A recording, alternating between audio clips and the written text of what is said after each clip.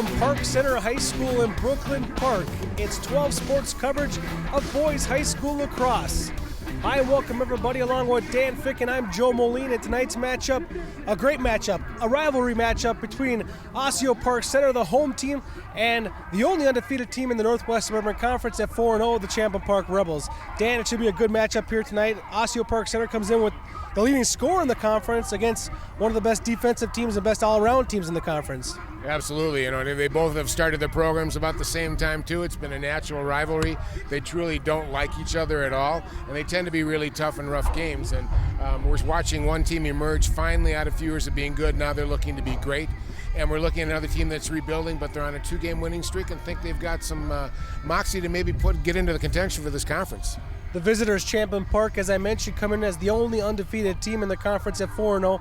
They haven't played as many games as some of the other teams, but still in those 4 games, a couple of impressive victories. Robbinsdale, Armstrong, Cooper, a nice win over them, and then also a win over Eastview.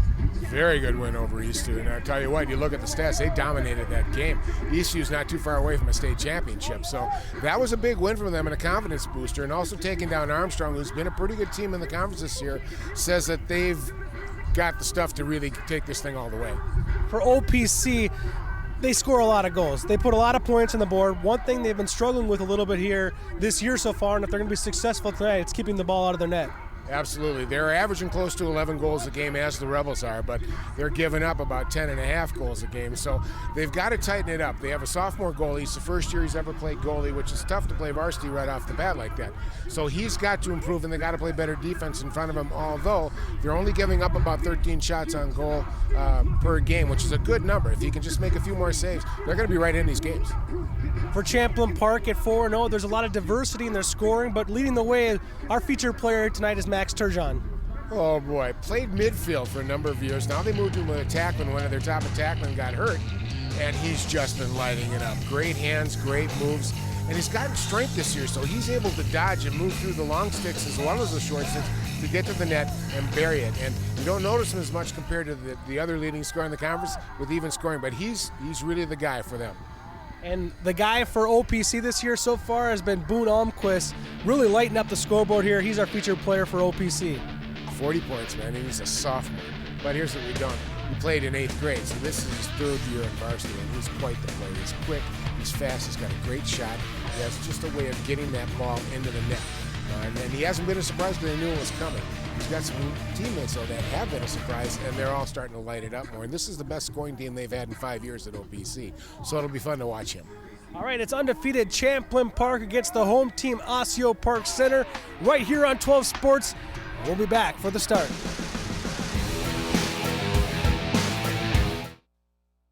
You watch Channel 12 at home. Why not on the go? Channel 12 is online at 12.tv. Watch on your phone, on your tablet. Channel 12 is your local source wherever you go.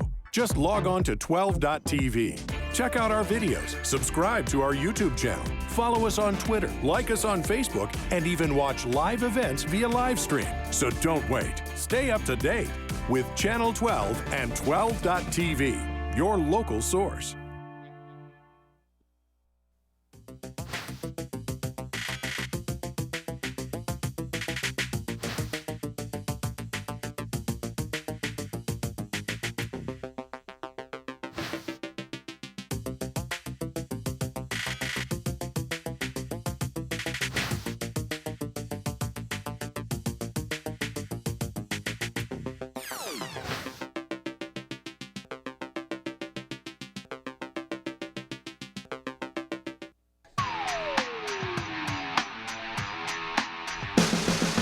Welcome back to Park Center High School, just ready for the face-off here between the visiting Rebels and the OPC.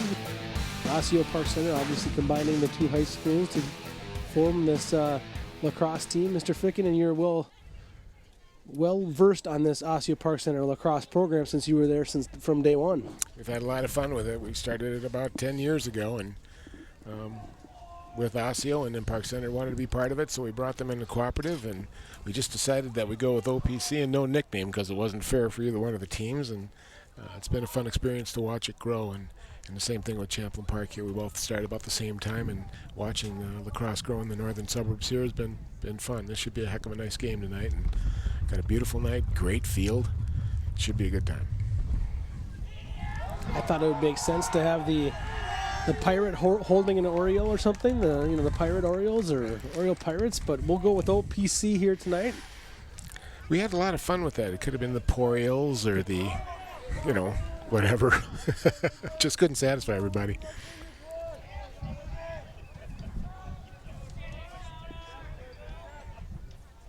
All right, so we're ready to face it off here. Champlin Park 4-0. And Osseo-Park Center trying to get to 500 with their third victory in a row here tonight if they're able to accomplish that. Face-off very critical here. Osseo-Park Center's had a tough time this year in their face-offs, and they got to really improve that if they want to stay with this Champlin Park team. Champlin Park's working at about 51% win percentage. And Champlin Park does come away with possession, as scooping it up was Michael Borrell. Borrell gives it off to Linderholm. Linderholm turns it over, and OPC comes back across midfield. A good steal by Linderholm there, just getting the ball back in Osseo-Park Center. That's what they got to do tonight. They can't let Champlin Park penetrate deep and have total ball control there. And there's a big mistake and a turnover. Garrity turned it over as he was looking to find some support and stoppage, and possession now sticking with Champlin Park. We got Bryce Plunkett, the Champlin Park goalie here. He's got a 6.0 goals against average, which is tremendous in lacrosse, and a .667 save percentage, which is very good in lacrosse. He's been one of the reasons why they've been undefeated so far, Joe. Fettig goes down behind the net to Nick Bundy, the leading goal scorer for Champlin Park. Bundy comes up from behind, puts it out front there for Turgeon. Turgeon gets a shot blocked, tried to get his own rebound, and it's corralled by OPC. Nice speed down the sidelines, racing, and then finally getting knocked out of bounds and turning it over there was Mason Hotela. We watch Mac Turgeon here come across and make a play. There's the Park Center goalie, Taylor Comstock. First year playing goalie at varsity level. He's getting better in the job. He's had kind of a rough start, but they're looking for him to improve and get better as goals. He's a 3.40 record and a 9.95 goals against average. Bundy trying to find some breathing room back behind the net. Hands off to Turgeon. Turgeon goes back up top. This is Luke Dahlman, one of the veterans of this Rebels team. Dahlman over to Monson. Back to Dahlman up top. Dahlman makes a move. Gets a shot on. That one might have hit the post. Did hit the post. Yeah, you notice the trademark here of the Rebel game. They control the ball in the attack zone. They move it around well. They're always a threat to dodge, but they prefer to move it around and get a guy open for it. And some of the shot selections, I think they're pushing it just a little bit too much here, Joe. They need to be a little more patient. A turnover now behind the net as Bundy was defended nicely by Gerald Joseph, one of the captains of Osseo-Park Center. And OPC now with possession as Comstock brings it up. Comstock venturing far out from his net. Finally does give it off now. And he finds Joseph. Joseph tried to headman the ball, and that one goes out of bounds. Another turnover on OPC. I'm going to see a good opportunity here by the Rebels. Just gets in, pushes himself inside, gets it set up on the shooting side. And takes a shot. Probably not advisedly. He wasn't real open on that. And this is Bundy. Back to Turgeon. Goes far side to Linderholm. Linderholm now off to Molnau. Works its way to the middle now to Tyler Smith. Smith picks up the ground ball.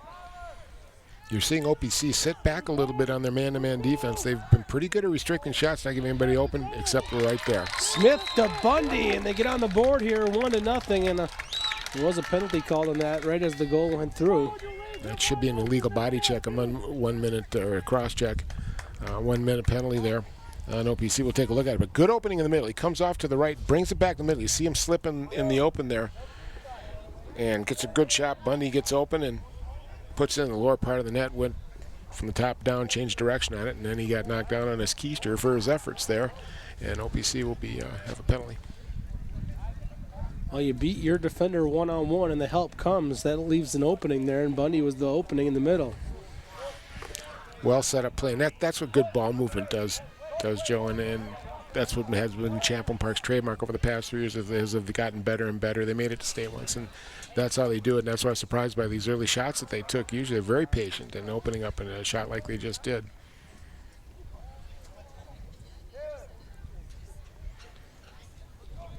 So Champlin Park with an advantage here, up 1-0. And we'll get an opportunity with that advantage. OPC retrieves the ball, however. And it's Boom to Almquist. Almquist takes a big hit there on the far side from Monson, and that'll give possession back to the Rebels. Rebels with good defense, and even coming with a double team, Boone Almquist was not finding anybody open. They weren't moving. Turgeon to Bundy, and Bundy records his second in just a matter of seconds on the beautiful feed from Turgeon. Turgeon with the 6th assist here. Nice play. They get it down low in the middle, which immediate threat. The slide comes, as you saw Joe, and found Bundy over there wide open on the right-hand side. He just grabs it real quick and puts it in the lower left-hand part of the net there. Nothing that goalie Taylor Comstock could do about it. Bundy was the team, actually he was not the team leader in scoring. He was second on the team in scoring coming into the game. Turgeon was first in scoring, and now Bundy gets 2 to put himself 1 ahead of Turgeon in that Rebels team lead of scoring. 12 goals on the year now for Bundy, a junior attacker for Champlin Park.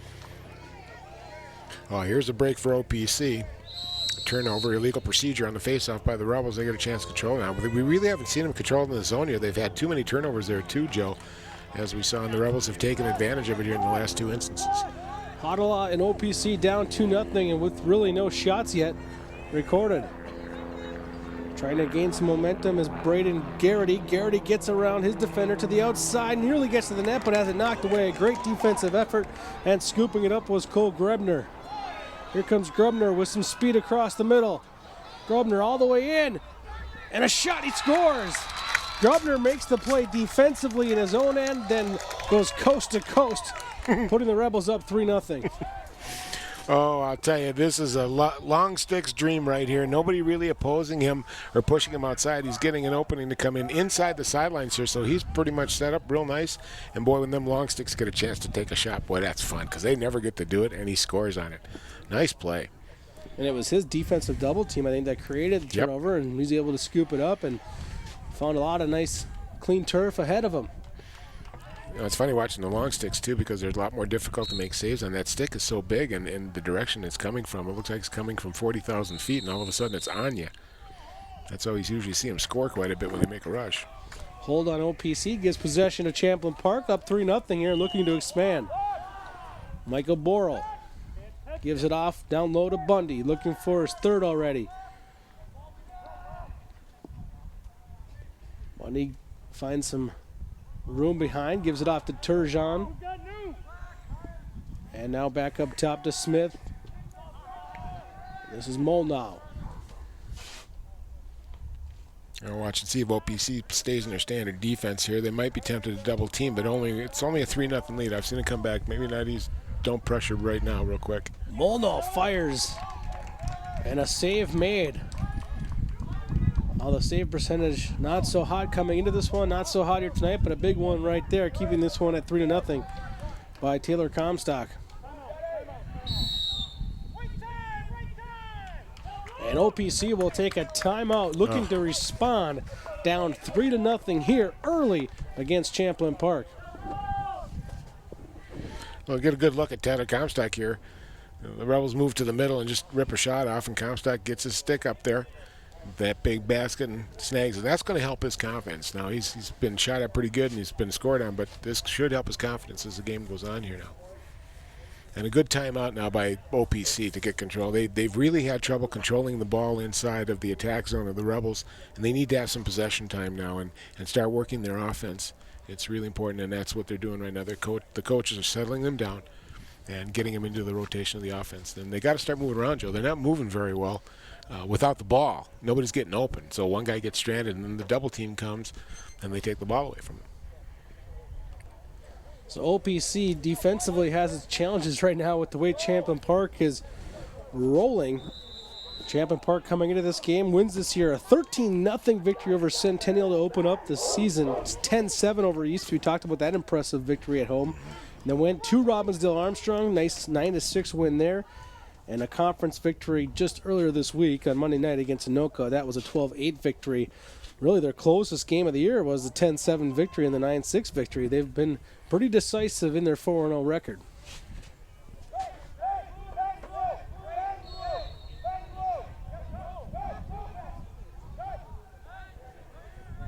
OPC at 3-4, lucky enough scheduling-wise to have 3 more games than Champlin Park, and here they come on the attack now. And there's the big score, Boone Almquist. So out of the timeout, OPC comes out with a response, and it's Boone Almquist netting his 22nd goal of the year. Normally a coach with a situation like that, when he stands that far out and takes a shot, is going to get really mad. I mean, he's way out there. He's just pretty much in the upper side of the box, but look at him crank up and just rips one. He bounces it off the turf, which was a smart play by bouncing it off the turf. A lot of guys will go for a straight, clean, shot into the upper part of the net, but he bounces that off the turf, and it gets in the net, and OPC's on the board, and guess what, Joe? They're only 2 goals down now. It happened real quick. Down 3-1. I saw some highlights of the OPC Maple Grove game on 12 Sports recently, and Boone Almquist had some very similar goals. That must be his spot right there, because he let a couple go from pretty far in a very similar spot there against the Crimson. I'm talking to Coach Nelson, the head coach of OPC. He felt they were really in that game, and they could have won it with a few breaks going their way. They definitely can score this year. Again, it's that defense they got to work on. Near turnover, but now it leads to a chance. Almquist, great catch, fires though wide. Oh, a great chance for OPC. They found a little soft spot in the defense there. And Almquist, look at the adjustment on the catch here. Athletic play. Not only to get it down low opposite hand, but bringing it back up top and actually getting a shot off. OPC still with possession, though, trying to cut into this 3-1 deficit. Derek North with it. North trying to get away from a defender. Goes down low, now back behind the goal. That's Fleming. Noah Fleming, one of the sensational sophomores on this team, gets pushed from the back, takes him out of a chance there. Now ground ball, trying to scoop it up, but he's being defended quite nicely. Trying to get some help. Good fight for the ball right now. This is a big possession one coming up. And finally we have a whistle. And it's going to be in favor of OPC. Push from behind in that scrum, and that was a much-needed win by OPC. They're just starting to turn the momentum around a little bit here, Joe. They're showing some possession. They just, when you hold on to the ball too long against Champlin, though they play defense so well, they will get the ball out. And you got to move it around on them. Hautala now gets it back. Just over 5 minutes to go in this first quarter. Hautala makes his move, gets double teamed, draws it back out. Here comes a chance into the thick. Great defensive play there on a nice stick work by Mario Barigi. I was talking to Coach Boy here, said Mario Barigi's his best D by far, and nice things you can always tell where he is with that long hair. And oh my gosh, what a nice play by the Rebels there. Highlight reel goal, end to end, a couple of passes and in. That one will be on Sports Jam. Justin Linderholm just down there all by his lonesome, him and the goalie. I don't know how he got so open, but look at, he gets behind the defense and just, okay, very nice, give me the puck, or give me the ball, and over it goes. I knew I'd say puck once. Yeah, and I'm about to say breakout. I was going to say the word breakout because I'm a hockey guy myself, and that was about as good of a breakout as you can see with the goaltender with a half field pass up there. Headman and the ball, that was impressive stuff. 4-1 now, the Rebels lead.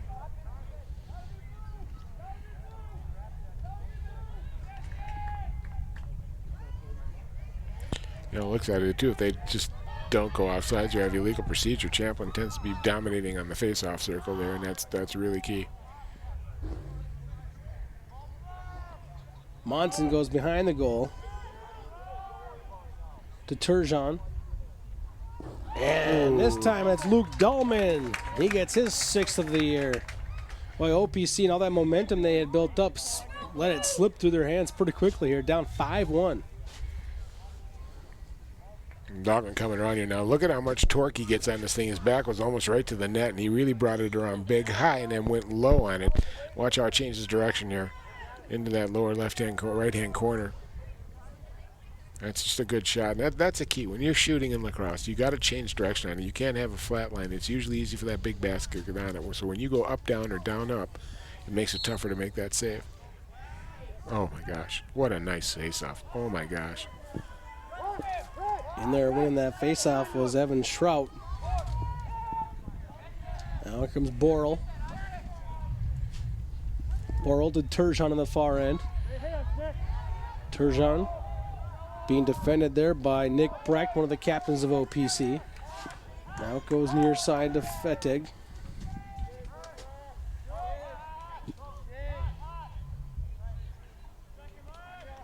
Fettig turns it over there as he threw it, tried to pass it into some traffic. OPC comes away with possession. John Rapanak. And now a fight. Dahlman gets it back for Champlin Park. He falls down to the turf, back up on his feet, and is able to get the ball over to Turgeon. OPC got away with one there. There was a pull down on that play, but they didn't call it. Linderholm to the outside. When you got a 5-1 lead, Dan, I imagine you can be really selective with your shooting. Yeah, I bet you the Rebels have been told now, just work it now, work the ball around, find the opening, get the open guy. Here it is. Nice shot right on and a save made by Comstock. That one was right at him. He didn't really have much chance to react anyways, but the shot was right on target. Spin dodge move there, very nicely done. It's a good shot off again. Get that thing a little bit more, up, down. He kind of went right into the goalie's pads and try and bounce that thing a little bit more. It makes it much more harder to make that save. Bundy errant pass there, but Monson's able to chase it down now.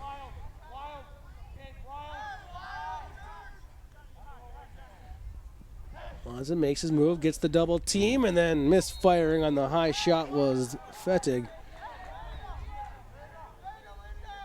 But it will stay in possession of Champlin Park. Justin Linderholm.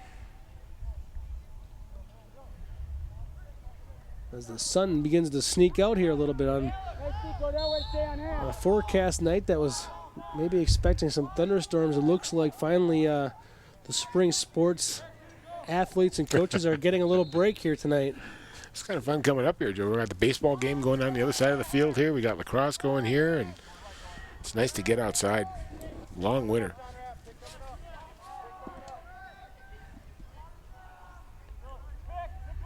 Turgeon to the middle. Oh. And he scores. Boy, just kept right at it. Those are some of that strength goes. He just pushed and pushed, finally got around the corner and just made the most of it as he came in and got a good shot off and buried it. Watch the strength coming on. He takes a long stick and he just runs him off and stays strong on it and gets a good, the slide missed too.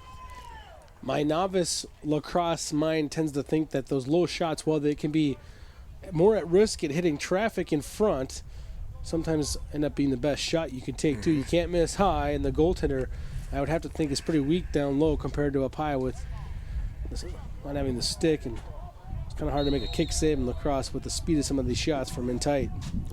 You're getting it exactly.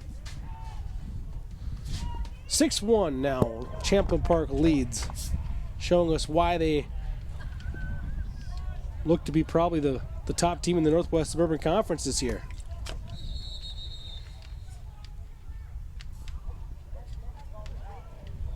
A stoppage of play there. Something got onto the field, an extra ball. So the alert referee will kick that one off to the side. Yeah, you really don't want to run into that in the field. Step on it and kind of go in your canali whopper here. It kind of tends to hurt.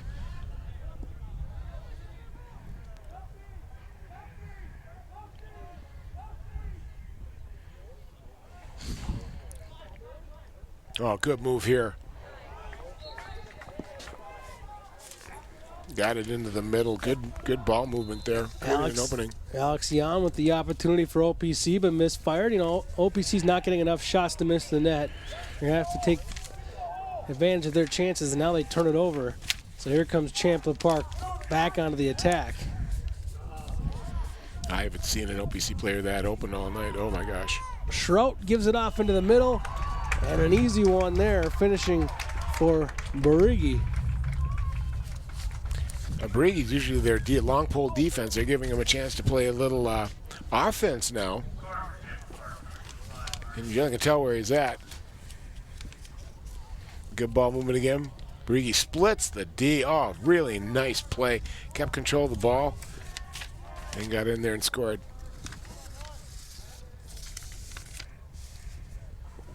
What do you think the response should be from OPC from a defensive standpoint? Is it a matter of just getting more physical maybe with the ball handlers? I think they've got to. Their slides are missing too. They're not reading their slides right. That's why these guys are coming open. As they break a dodge, that slide's got to come through and stop him and just keep moving that open guy farther and farther out. But they're getting moments in the middle, and they got to start shutting that down. Seems like Champlin Park's just, individually able to win more than one-on-one battles at this point. Rebels back on the attack now. Now they turn it over. Here comes OPC. OPC with a chance. Oh, beautiful feed, but they can't finish. Great pass by Fleming looking to Garrity, but maybe too unselfish. Maybe Fleming should have let it rip. Probably Garrett should have just slowed down and instead of trying to get the shot off that quickly, just catch it first and then take the goalie down. Kind of like an alley-oop. He could have caught it and dunked it. Yep.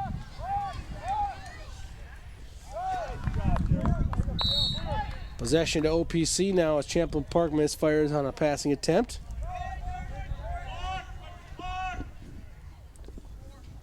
.32 seconds to go in this opening quarter. Champlin Park dominating here early and often in this first quarter. 7-1, the Rebels lead. OPC going to have to try to hurry things up a little bit if they're going to get a scoring chance before the end of the quarter. And look at the hustle by Champlin Park. They're just not making anything easy on OPC. Smothering. So it's the Rebels now with the last chance at the end of the quarter. Fortuitous bounce right there, right back into the net.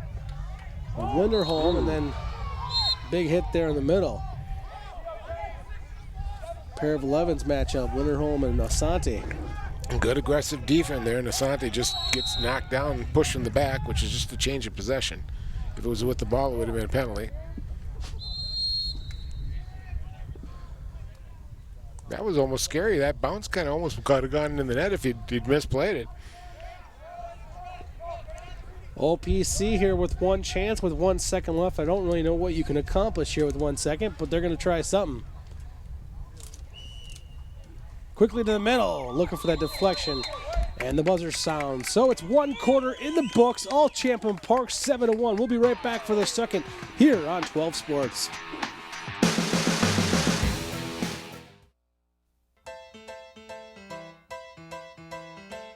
I never thought I'd miss you half as much as I do. It must be love, love, love. It must be love, love, love. Nothing more, nothing less. Love is the best. It must be love. It must be hospice. Maple Grove, New Hope, and Brooklyn Center. Channel 12 is your local source.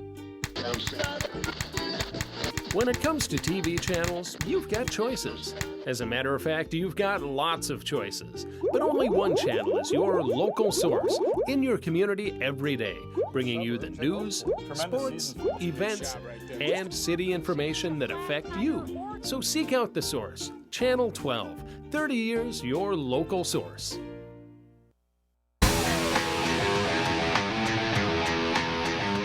Welcome back to Park Center High School, home of the Pirates, but the spring home to OPC Boys Lacrosse. And they right now find themselves in a little bit of a hole, down 7-1 to Champlin Park, a Champlin Park team that's feeling pretty good about themselves coming into this game, up 4-0 in the season, and feeling really good about themselves after that first quarter. Well, it's like we said at the beginning of the game, too. I mean, in the pregame, Joe, this Champlin Park team is a contender for the state title. Not just to go to state, to be a contender for the state title. OPC's got to tighten their defense up a little bit, keep these guys to the outside, and cover their men. Too many guys are getting open in the middle. Move your slides to cover it. And then when they get the ball in the attack zone, which they're going to do right now, is control it for a while. Let their defense get a little bit of a rest, put some pressure on Champlin Park. So as we switch sides, OPC going left to right now in the white uniforms and orange helmets and shorts. Down 7-1, but getting possession on the face-off. Illegal procedure on Champlin Park. Here's Hautala with it for OPC. Hautala to the middle. Gets hit by a defender, goes down low. Turnaround shot and a big save made by Plunkett. Haven't called his name a ton tonight, but there he was, showing why he's one of the better goaltenders in the conference. That was a good play, a good setup by OPC, and they got a pretty good shot off as he went up top and over. But Plunkett just stood up there, made a nice save. Turgeon back down behind the net. Centering feed right there, and unable to handle it was Bundy, who was looking for his third notch of the game. Here comes the pass. Boone Almquist handles it. Almquist across midfield. Only goal in the game for OPC. Headmans it. Oh, OPC with a great chance on the doorstep, but they're not going to be able to pull the trigger. Damn, when they get chances like that and they don't even get a shot off, that's got to be frustrating. Well, as that defense clams in on you, just slow it down, take it back outside. You don't have to force the issue. Again, you want more possession right now to create good shots and make every possession count. Shrout, nice breakup right there on the defensive play by Joseph to give OPC possession. Now it's Alseth. Inside to Rapinack. Rapinack will buy some time now and look for some help. Onto the field, and to help is Asante. Over to Hautala. All the way to the far side, now back behind.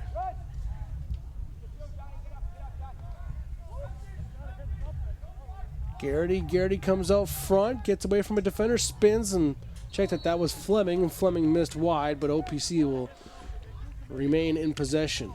Fleming's been kind of a pleasant surprise for OPC. His brother used to play goalie for the early OPC teams when they were Osseo, etc. So, and he's come on as a 10th grader, and looking for him to really be a star over the next few years. You can see, too, how well Champlin plays D here, Joe, too. Their slides are in the right place. They know when to bring the double, and the positioning is really good. They're keeping OPC to the outside, and when they get it inside, they got two guys on them right now. North goes back to Fleming. Fleming falls down, gets back up before he loses possession. And Fleming up top now to Asante. Asante trying to size up the defense, spins away from his defender. Nice pass to the far side and a goal. There we go. Very nice play, especially by Asante. Made a nice move up top. A quick couple dodges, got his head off over to the right side. Now watch, he'll come back. Look at this nice dodge move here. And gets his head over to the left and finds the open man. Rapinack, John Rapinack, second goal of the year.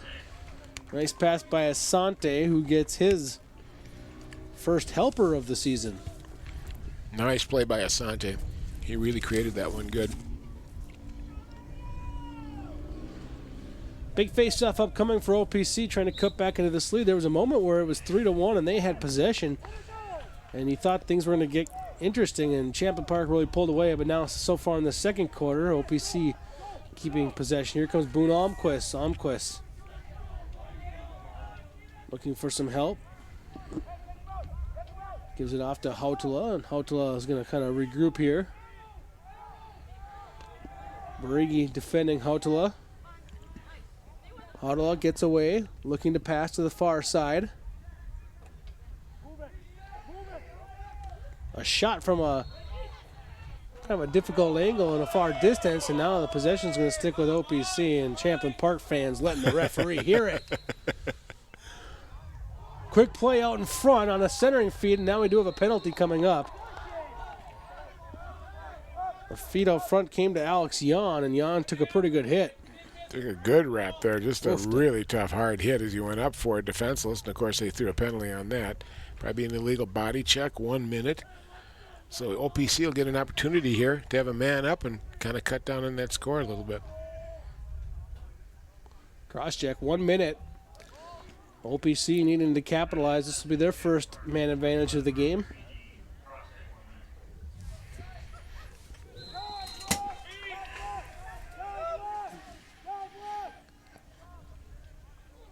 Almquist cuts down the middle, gets a pass, and does not pull the trigger. Takes it back out behind the goal now.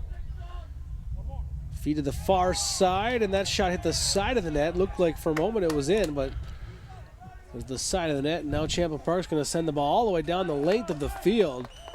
And it'll go out of bounds and stick with Champlin. It's going to go back to Osseo-Park Center. Boy, now there's the basic mistake. And one thing we're looking at, too, we have a Champlin Park team that's laden with seniors and juniors. And we have a Park Center team, or an OPC team, that has only 7 seniors on it. These are all young kids, and you can see the mistake they're taking. A very bad angle shot there. Could have moved it around a little bit more to get something more out front. Don't take a shot from the far side there. You don't have much angle on. Haudela gets the pass back. Now gets it right back again. Almquist gives it off to the far side. Now Almquist gets it back. Down low. Shot right on the doorstep, and a rebound opportunity. First one was from Garrity, second one from Fleming, but both saves made by Plunkett. And there's a big reason why we're saying what we're saying about the Rebels as being a contender. Plunkett, just 2 great saves. A nice ball movement here. They get it down low, coming through. Garrity gets a shot blocked, and pick up the rebound and fire another one on there. And Plunkett just saves the day for him. Almquist with a defender draped all over him. Now gives off to Haudela. And Haudela fires inside some traffic in the middle. And now we're starting to see how OPC is, averaged about 11 goals a game here, Joe, too. Now we're seeing that possession inside the zone. Now we're seeing some creation of good openings and some good shots here. Plunkett basically has kept 2 out of the net all by himself. Almost a turnover there, but Almquist thought he scooped it up, but never did get possession. And Plunkett now gains control for Champlin Park. Nice headman.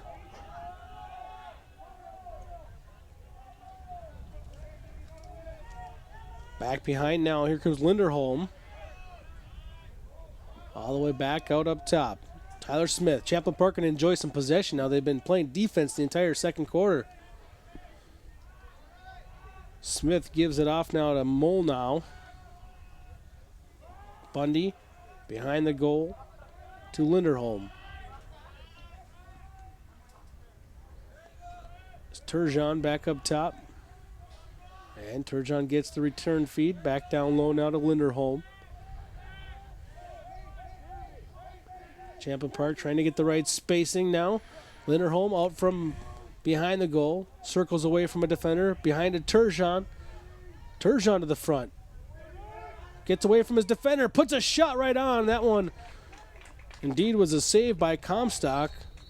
Ball caroms all the way out of play. But Comstock, I think, stood the test there against Turgeon. He did a nice job on that, having Max Turgeon breathing down on. You can't be a happy sight for a goaltender, and he stood his ground here. We're watching this little sophomore goaltender kind of growing some confidence here now as he tries to get some more saves. Comstock gives it off to Brecht. Brecht across midfield.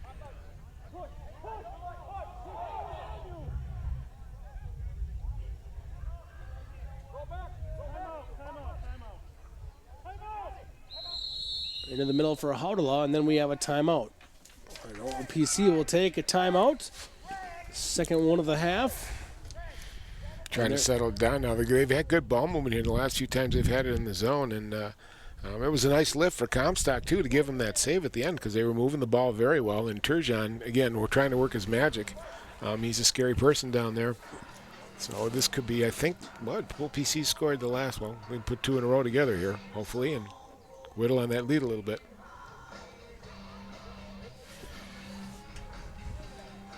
Let's see what's coming up on the schedule for Champlin Park. They face Blaine on Friday of this week and then Bloomington Jefferson on Saturday. So they got a couple more games still left this week. And then next week, a nice test against Maple Grove. And then, Coon Rapids and Andover, some conference games. And then looming late in their schedule is a nice test against a non-conference game against Wayzata.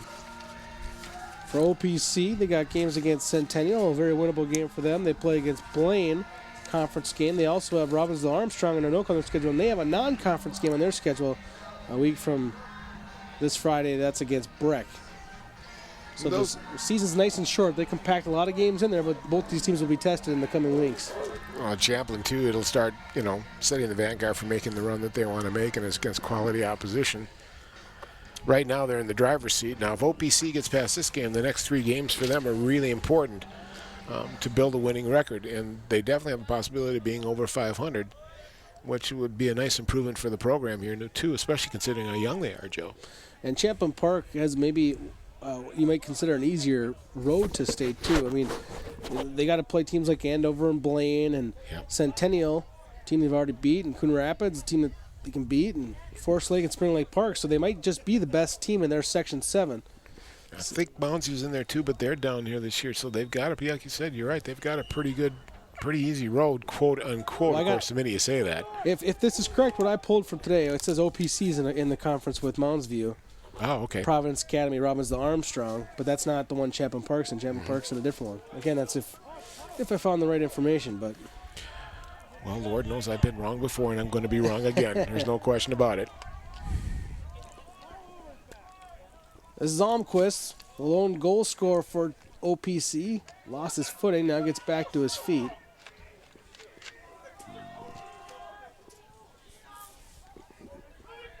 Almquist trying to center. Scooping it up in some traffic. OPC trying to get possession. It's Champlin Park's defense winning this battle, though. And here come the Rebels with some speed across midfield. Into the middle. Bundy can't handle that pass. And this one should go back to OPC. We're talking to Coach Eric Boyer of the Champlin Park Rebels. He said this is the first year he's really had some big defense that can move, and we saw some really nice speed that time by their long stick moving up the field. 17 Zach Tennis. Well, that's a blessing when you can get big guys that can really move. OPC gets it across midfield fairly quickly this time, and it's Asante with it. Asante helps set up the second goal of the game for OPC. Throws it into the middle, and it's a turnover. Champlin Park will knock it out across midfield, but OPC there to gain possession. Nice heads-up play jumping on that one by Gerald Joseph, and then Joseph gets it upfield quickly. That was a nice bullet of a pass to get it into the getting the attack zone here. Surprised they haven't found a way to get the ball in Boone Almquist's possession more, given that he came into this game with 21 goals. Haven't really seen him with the ball in his possession as often as you'd expect. Well, knowing how Champlin Park plays defense, they're covering him pretty tight. I'm not giving him too many openings, or once he does get the ball like there, they're just not giving him a lot of room to operate. Hautala turns it over as he got knocked to the turf, and now a timeout coming up on Champlin Park. Now, Champlin Park came into this second quarter with a 7-1 lead. Yet to score here in the second quarter, down 1-0 in the quarter. And how much concern do you have if you're Champlin Park? You're always kind of striving to get better. Does the coach kind of have to look at it here and go, hey, guys, we gotta pull it together. Yes. We're going to have a better quarter here. Absolutely. You don't want to let them in it. And I've seen a lot of times teams that can be 5-6 goals down, all of a sudden get a few possessions, put the ball in the net, and all of a sudden it's a 1-goal game. And now that changes the whole dynamic, the momentum. So if I'm the Rebels coach, I am concerned, and they got to start playing better and shutting that defense down and getting possessions. And again, they've been a little undisciplined in the offensive zone too. We saw earlier in the game how much good ball possession they have, moving it around, getting it to Turgeon and Bundy and these guys, and it hasn't happened in this quarter very much, Joe. Well, I think one thing we saw there, they spent so much time on defense that when they came down on offense, they were a little bit more anxious and less patient. And so because of that, they turned the ball over kind of uncharacteristically a couple of times rather than showing that patience that really prevailed in the first quarter. Because they played so much defense, I think you get a little bit more antsy. You want to. Well, talking to Coach Bohr, too, he says, obviously he felt the best game they played this year was against Eastview. He said it was a complete game, but it's the only complete game they've played this year. He hasn't seen them really put 4 quarters together on a consistent basis. And he says that's the goal right now. And if we're going to make a run, that's what the second half of the season's got to be all about for them. And right now, they've gotten a minus grade on this second quarter.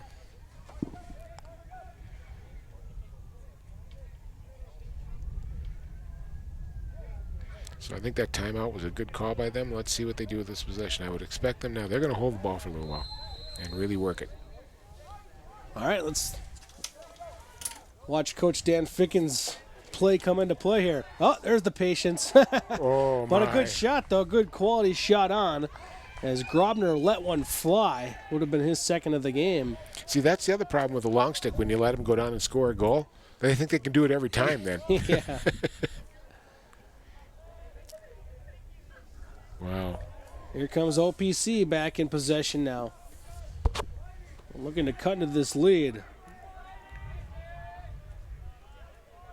Well, if you're OPC, how much are you battling the clock? Do you feel like you have to get a couple quick ones here before the half? I think you do, but you just got to stop that feeling. You take it one goal at a time. One goal now, versus not getting an opportunity up to the half is a whole different ballgame here. And I think they're doing the right thing. Rapinick looking to set up the offense. Now gives it way to Derek North.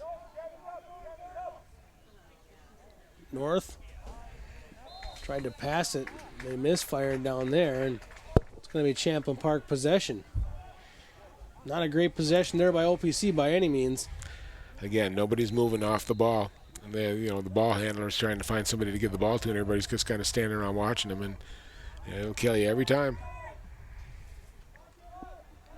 Eluding defenders is Max Turgeon. Here comes Turgeon.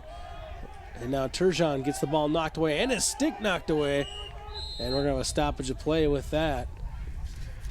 You're looking at number 31, the OPC long stick there. He was on Turgeon all the way. Nick Bracton, that's who's assigned to Turgeon. You'll see him right by Turgeon for the rest of the game, I believe. And now a good defensive play on the near side by Michael Borrell, pushing the OPC player out of bounds there with some contact. Yeah, Coach Bohr said Burrell was the most improved long stick he's had. They lost a really good one last year, and they wasn't sure he was going to fill the shoes. He really stepped up to the plate and played very, very well for them this year at that position. And Champlin Park will use another timeout. Discuss things here for the Rebels, looking for that one solid possession, still looking for their first goal of the second quarter. If I'm a long stick, I kind of want to stay as far away from the head coach right now as I possibly can after that last little deal here. They will try to possess until the end of the period, 1 minute and 44 seconds. Very doable. Work for the last shot, see if you can put one up there, and that would turn it around coming out of there with a tie, considering how they played in the second quarter. People enjoying a nice night out here. Yeah, it's one of those get out your grill, get out your lawn chair nights. It's nice to have the sports you can go watch and be outside for. And It's kind of a unique situation here, too. I'm sitting there last night thinking about I'm sitting outside in my deck, just relaxing, having dinner, and knowing that I've got a hockey game I'm going to watch tonight. yeah. And I'm sitting out in short sleeves. Well, I mean, if the Wild play the way we'd like to see them play, we'll be sweating buckets getting ready for the Wild games in late June. I mean, a Stanley Cup contender. I remember I explained to my wife, as big a sportsman as I am, my wife still doesn't get it quite. You know, when I say I'm going nuts on Game 7 against Colorado, and she said, well, so what's next? And I said, well, just so you know, if this goes the way I want it to go, there'll be a lot of these nights. There's going to be a lot. This could go on for a couple months. That's really the true nature of the Stanley Cup playoffs and why it's such an accomplishment to win a Stanley Cup. Well, just it's real hockey. It's intense hockey. It's when the playoffs come. That's why we look at all these sports now too, and the sections come and stuff, because that's where the men are the men and the boys aren't. Period.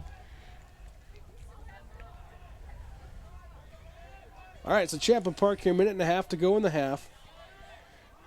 And they are really possessing the ball now. Going to try to get that one golden opportunity here. Everyone touching the ball for the Rebels. This is Monson. Trying to get away from Asante. Goes down low. Dahlman spins away from a defender. Gets a shot right on and a save made by Comstock. Race for the ball. Champlin Park gains possession. Good hustle by Linderholm. Linderholm takes a whack and keeps possession. Gets it over to Dahlman. Under 50 seconds to go now. Set up for a dodge here to see where that shift comes from. Monson, Defetic into the middle, and it's Dahlman who buries it. Second of the night for Dahlman. And on the season, that gives him 7. Moves off to the side, comes back down through the left hand or the right hand side across. And they hit him right there and just lets a real ripping shot go. He really winds up. That's the second one I've seen with tremendous torque as he had his back almost to the net, and he brings that ball around and just rips it. That was an important goal for Champlin Park. That got him even for the quarter, in a quarter that I don't think they could say they played very well in.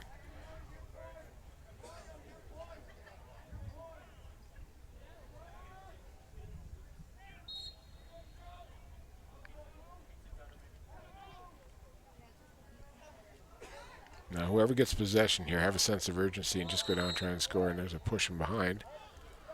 OPC ball.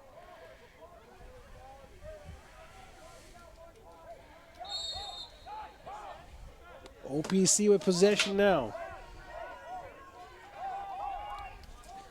20 seconds to go. Wow, I'm getting defended, trying to pick up the ball there. Fight for the ground ball. And it's Champlin Park coming away with it. Here come the Rebels. Shrout. Down low and a goal. Linderholm buries it.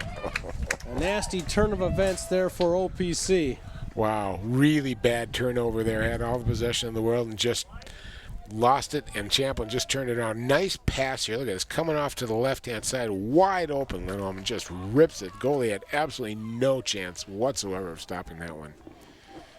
And all of a sudden it becomes a 2-1 period for the Rebels. Yeah, went from being a pretty good quarter for OPC, not as good as they needed it to be, but in control. And just all you see what Champlin Park can do in just about a minute and a half right there.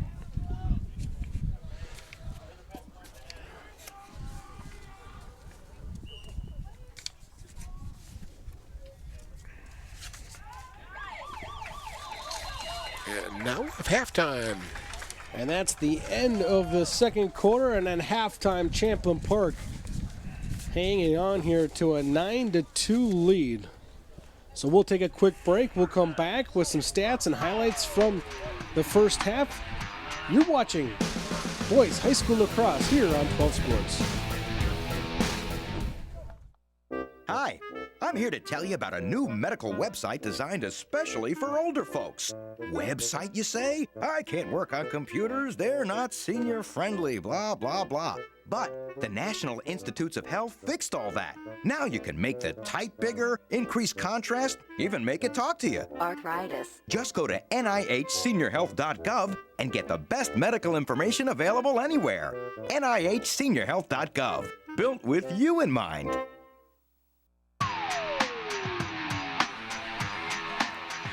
Welcome back to Park Center High School, home of the OPC boys lacrosse team, where the Champlin Park Rebels lead 9-2, and they are happy.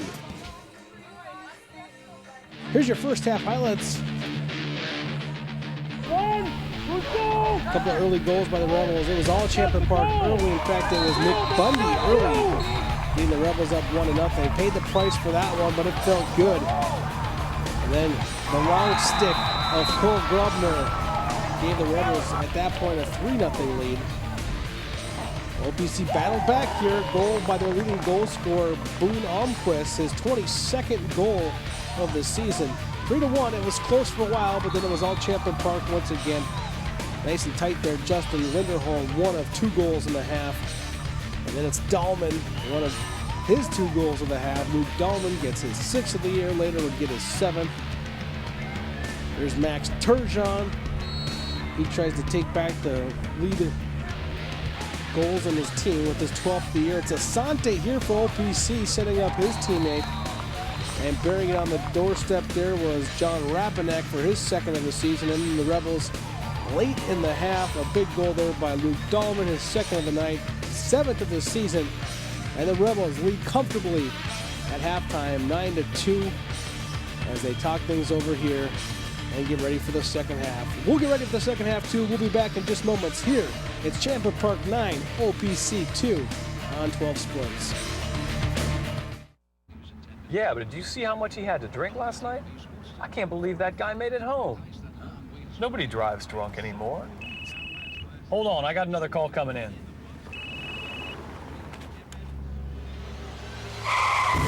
While drunk driving rates have dropped greatly, negligent driving and speeding fatalities have skyrocketed. Someone dies every 13 minutes from negligent driving, so keep your hands on the wheel, your eyes on the road, and your phone put away. The environment is my passion. Every day, I live for the outdoors and all of its challenges. That's why I enlisted in the Coast Guard. Now, I serve to protect the environment and defend my country.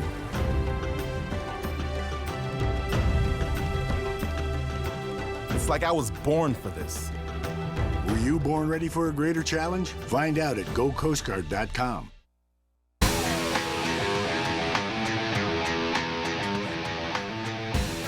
All right, here we are back in Brooklyn Park at Park Center High School with Champlin Park leading Osseo-Park Center 9-2. Not the score that OPC was looking for here. They were hoping to make a little bit of a statement tonight and see where they were at. And they're probably playing the premier team in the conference, so nothing to feel bad about. But now they got a half here to really prove themselves. And they played a pretty good second quarter here. Hopefully they can continue that here in the second half.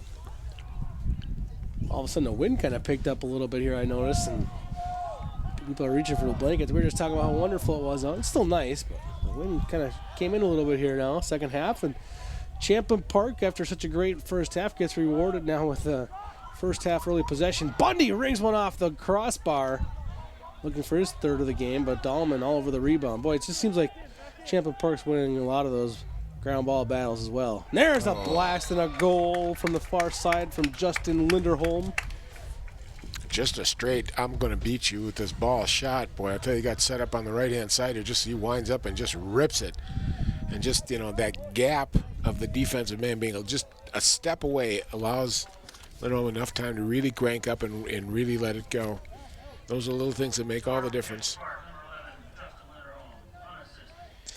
Yeah, your comment in the first half there, Joe, about getting the ball, you know, to the leading scorer on OPC, you know, he needs to get the ball in his hands now. They really got to let him fly with it. So we'll see if Almquist lets it go a little bit more this half.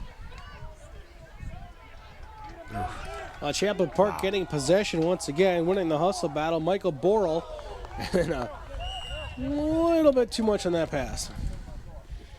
Boy, I'll tell you, though, for a long stick midi, he's got some wheels on him. He grabbed that ball, and he was out of the zone very, very quickly.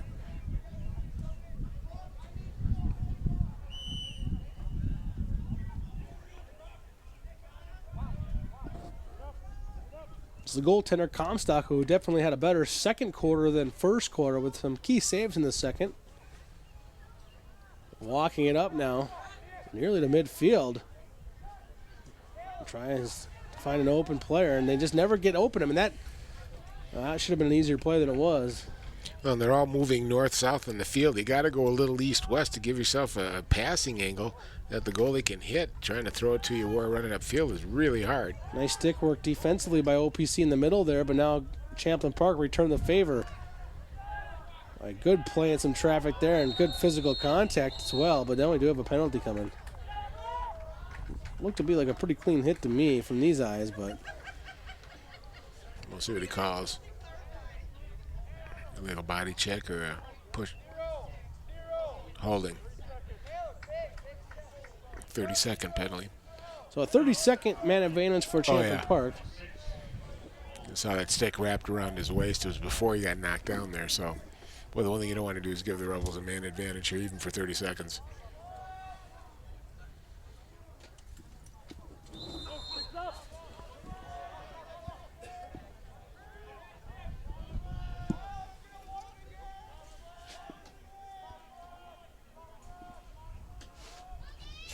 Rebels working it around now. Up 10-2. One goal in the second half. There's another one off the crossbar. Dahlman hits the crossbar. Second one they ring off the post in this third quarter. Race for the ball near midfield. Oh, controlled for just a second by OPC, but the physical play and defense by Champlin Park, too much to overcome as the Rebels regain possession. It's Linderholm now. Good play by Champlin here, just getting the ball turned over, not letting OPC get deep in their zone with it, and then coming back, and then just Linderholm just slowing this thing down now, doing what he's supposed to do. Let's get some possession here. Let's set it up and just run this clock down.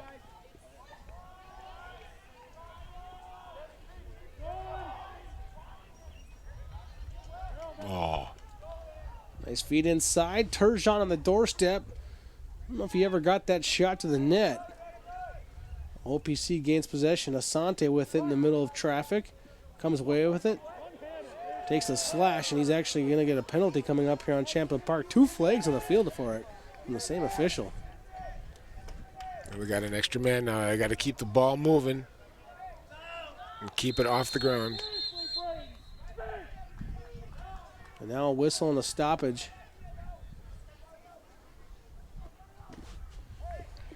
See, Asante, you're getting a good move and coming around, and that wasn't too bad right there. It's the second one that'll come through, I think. No, maybe it was it. Not too much stick on that one, a lot of body. Yeah. Of course, I've seen worse. It never ceases to amaze me how they allow some of that to go. And so let's see if OPC can do more with this advantage than they did with their earlier one. Didn't get much done in their first opportunity of the game. Now here comes Almquist up top, looking down low, and it looked like Derek North took his eye off the target there. Made a move before he got the ball to the basket.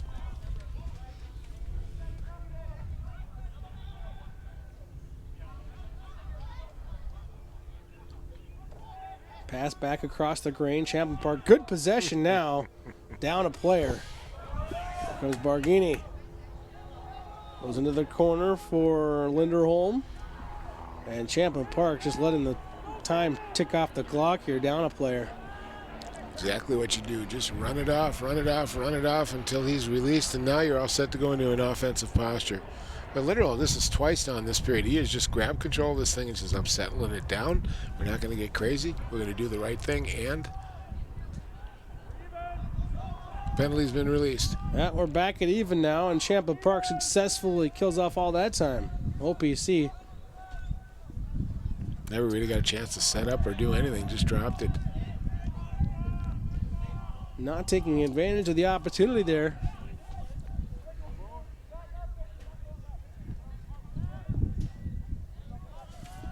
Up top, this is Doobie. And now it's controlled by Joseph. Gives it off to his goalie, Comstock.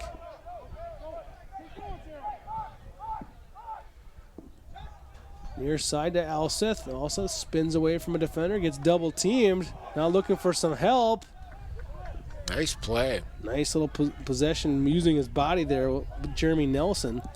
Nelson still with it to the middle, and he fires and misses. You know, he could have taken about 5 more steps inside there, cutting down the middle and let that shot go. Nice move there.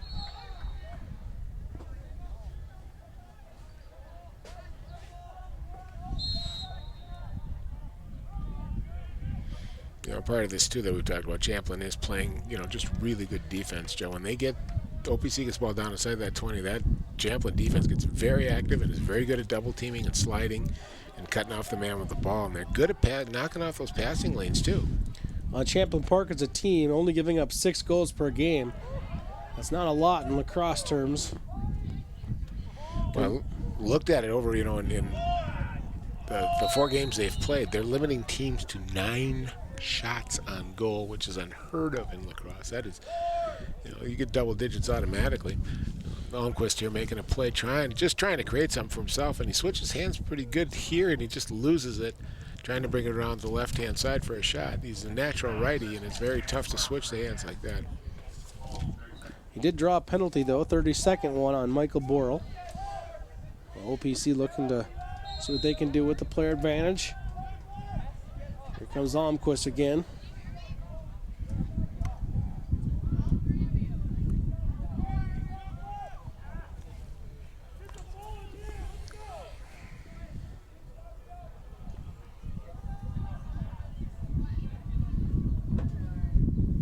Almquist trying to get some distance between him and Barghini. Just not able to. Now in the middle, shot and a goal.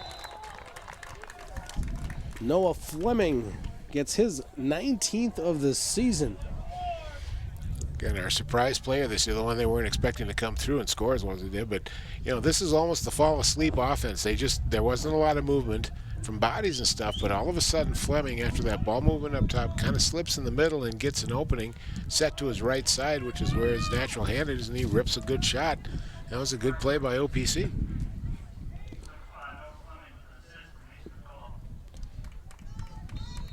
So OPC now down 10-3.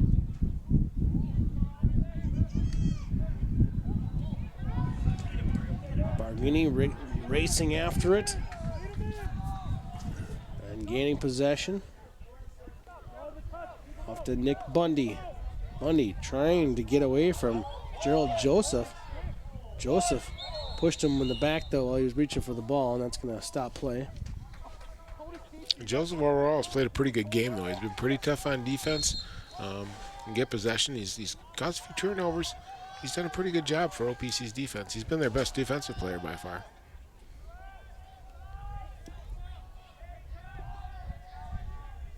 Far side, it's Turgeon to Fettig. Monson gets a chance.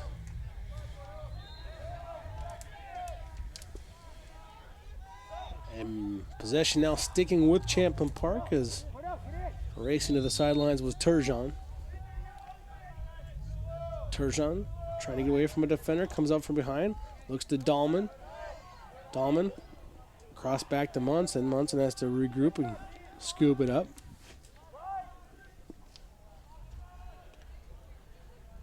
And Linderholm back to Turgeon.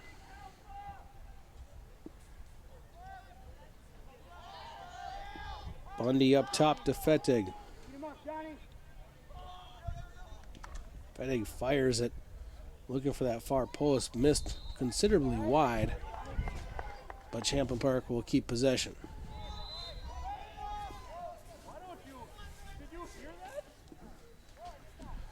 .4:10 to go now in the third quarter. Champlin Park nursing this 10-3 lead.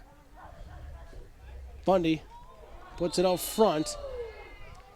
Pretty physical play in front of the goal. That's going to stop play. And fairly obvious man in the crease there is Dylan Fettig. Got caught down there real low. And Linderholm trying to set it up. Good ball movement, then coming through again. But he couldn't stop his momentum going into the crease there, so it should be OPC ball. But OPC gives it right back, however.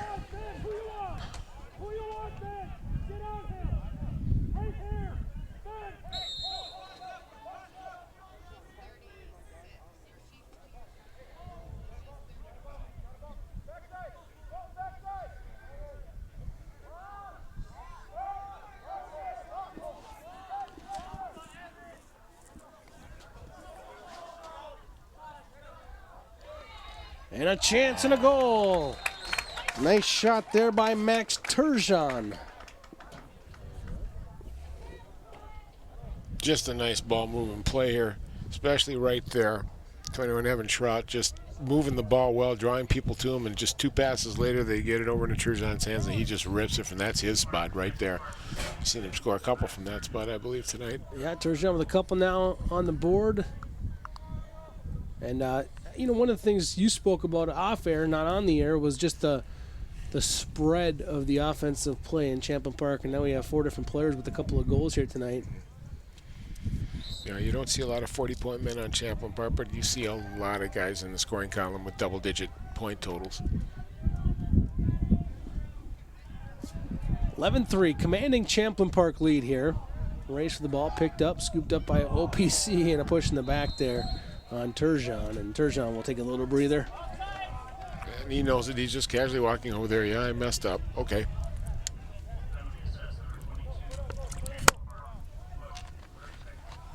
.30 seconds for Turgeon. Last time OPC with the advantage was able to score.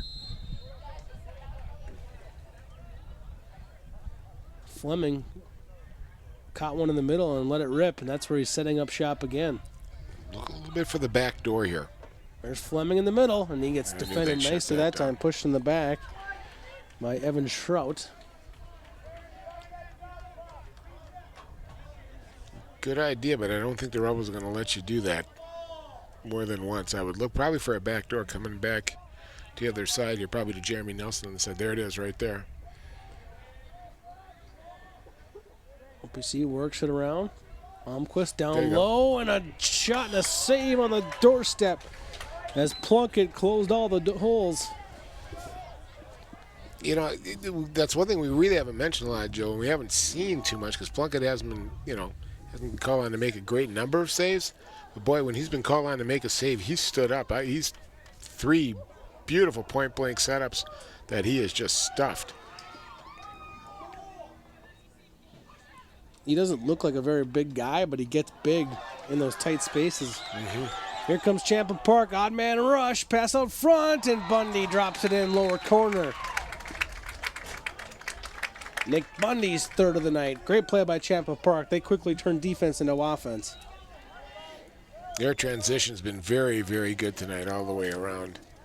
Dylan Fedde coming over with a pass just right on the money. Didn't even have to throw it that hard. Bundy just standing there all by himself and just buries it past Comcast.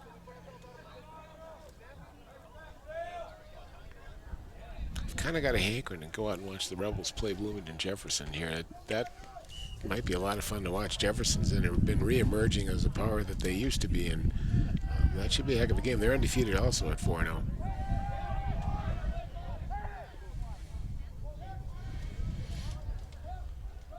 Ground ball scooped up eventually here by the Rebels in some traffic, and coming away with it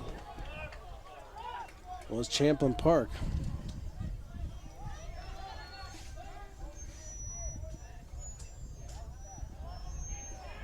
Here comes Grobner.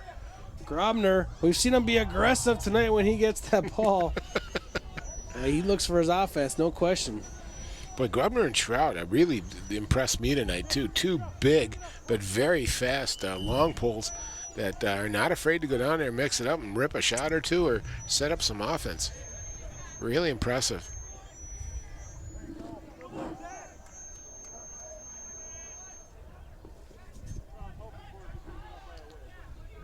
OPC now looking to answer a little bit offensively.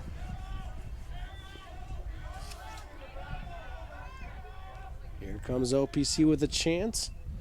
Almquist can't catch that pass in traffic. Gets it back now. Trying to get away from the aggressive stick of his defender. Throws it into the middle. Oh, nearly a great catch in traffic there on that feed in front. It was Fleming, but then Fleming ultimately lost it back to Champlin Park.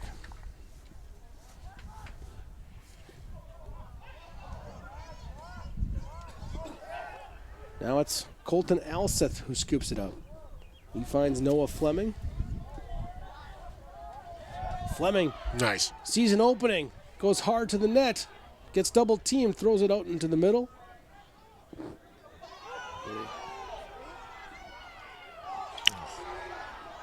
A little penalty coming now. Jeremy Nelson was trying to make his move and then ultimately drew a holding penalty. Grobner in there playing, I don't know, it was pretty good defense. He did get a hold in there, but boy, he was sticking with him the whole time. He's got quick feet.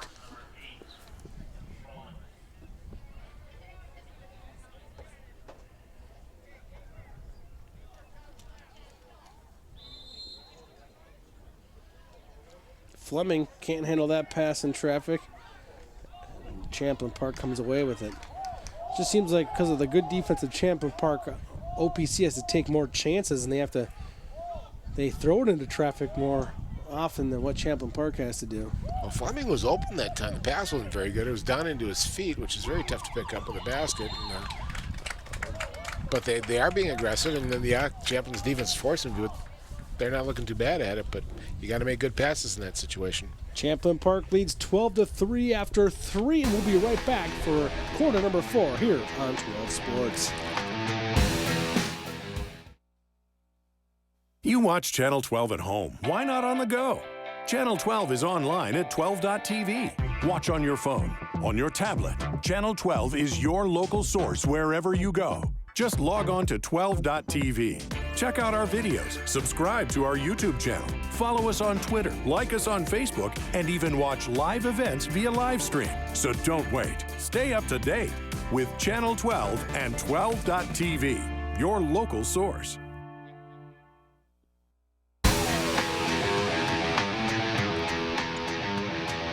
Back here at Park Center High School in Brooklyn Park on a beautiful May evening. A little chilly, but beautiful compared to what we've been dealing with this season. OPC down 12-3 here, but with possession. Trying to cut into this 9-goal lead. Race for the ball in front. Scramble. And a goal! Nice work, paid off. Noah Fleming gets his second of the half. And then a late penalty here with some after the whistle contact from Michael Borrell. Noah Fleming just picking it up and just kind of backhanging it through. A little push at the end there and a little frustration. Well, boys will be boys. That's the way it is. Now Rappanek his momentum kind of took him into the defender Borrell, and Borrell took exception, and Rappanek maybe got away with it a little bit, but I don't think he was out there to really hit Borrell to begin with. He just kind of... Some of the fans here expressing their opinions on the behavior of the young men. Yeah, I don't think they mind. they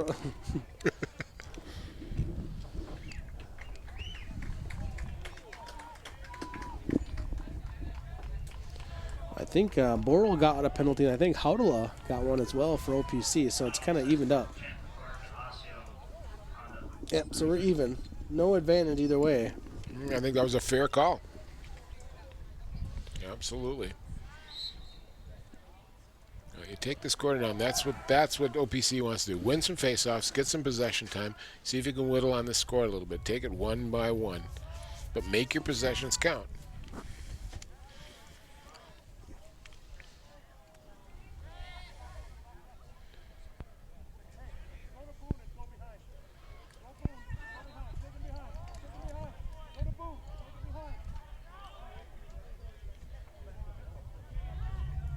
This is a point now where Boone Onquist could really step up here.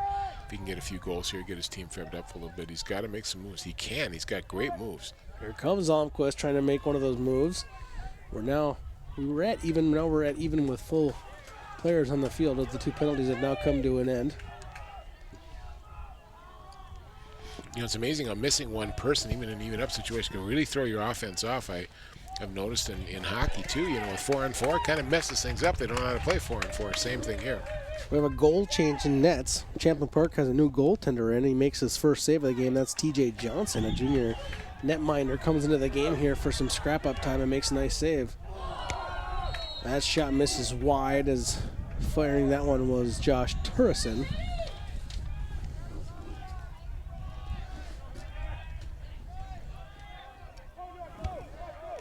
Oh. Offside on OPC, it was going to be a penalty. OPC gets a penalty, just kind of a little bit of a daydreaming penalty there.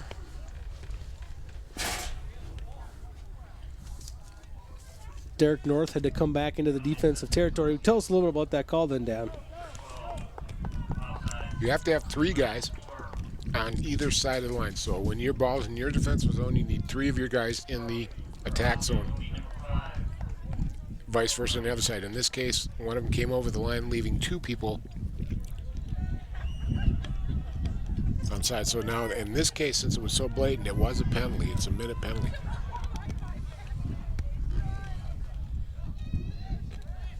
Champlin Park with the advantage, trying to get something set up. Turgeon turns, and Turgeon fires and scores.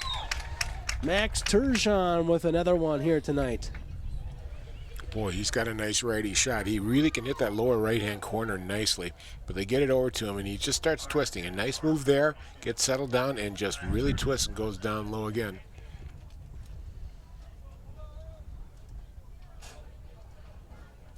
Max Turgeon having a nice night here for Champlin Park, one of the senior captains of this Champlin Park team.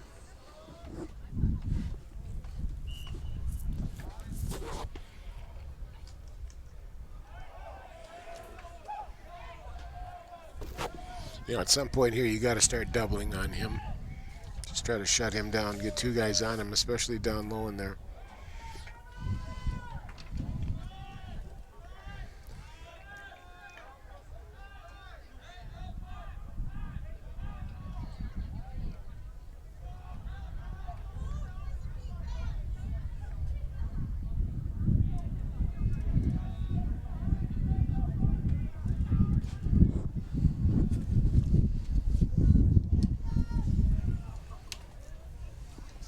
Nice little moves there to get away from the defense by Nick Bundy with some good possession time.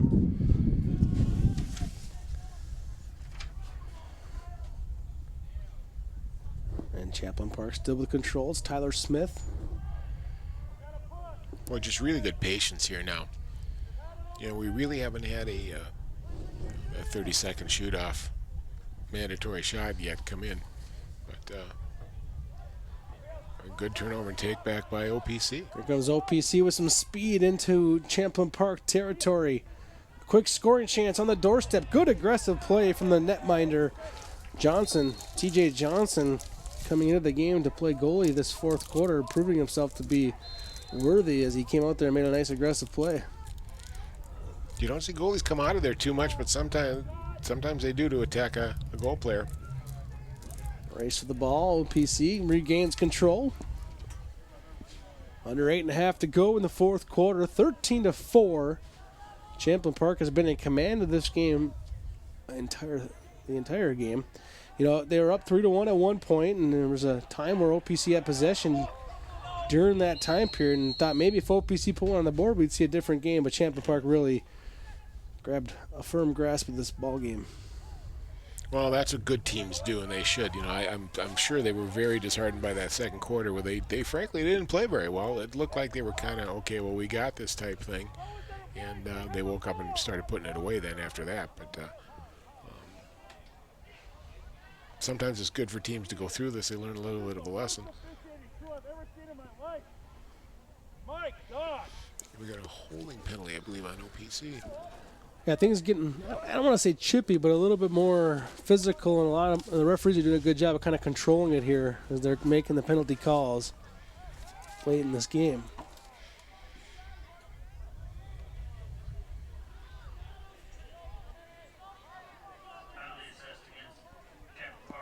It's actually Champlin Park, yeah. Looked like it was OPC based on the way the play was going. Oh, they were given possession of Champlin Park inside the OPC zone, so they switched that out.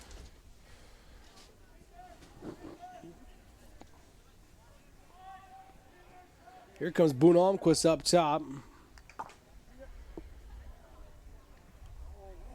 And now OPC kind of what's been happening here tonight. They just haven't possessed quite as well as Champlin Park has. Almquist with good hustle gets it back, though, as he takes it away from the Champlin Park defender, Cole Grobner. Well, we've been talking about the size and speed of the Champlin defense, too, has been a big difference. There's a nice play coming back through the middle. That's Fleming once again, his third of the night now, and he's really moving his way up the scoring charts here in the conference. He now has 21 in the season. Well, and he's really adept at getting in the middle there. He kind of sneaks back in and sneaks back out, and when he's been successful at it, he's gotten a good opportunity to score, and generally has, and they've given the ball to him. That seems to be a spot. All three goals have looked very similar. Catching the ball in the high traffic area and then pulling the trigger. Asante to take the face-off for Osseo-Park Center, try to keep possession for OPC as he does battle with Barighi, rather. Very interesting situation for Barighi, too. Like I said, he's normally a long pole, and he's played pretty much all this game with a short stick.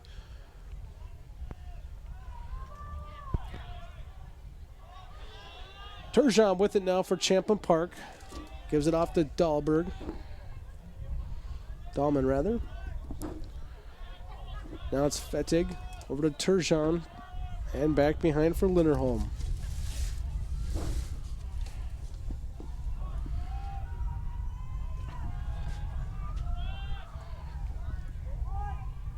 Dahlman.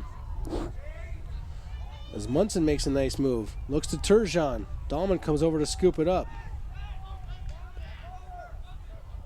Oh, pass into the middle. Turgeon tries to scoop it up.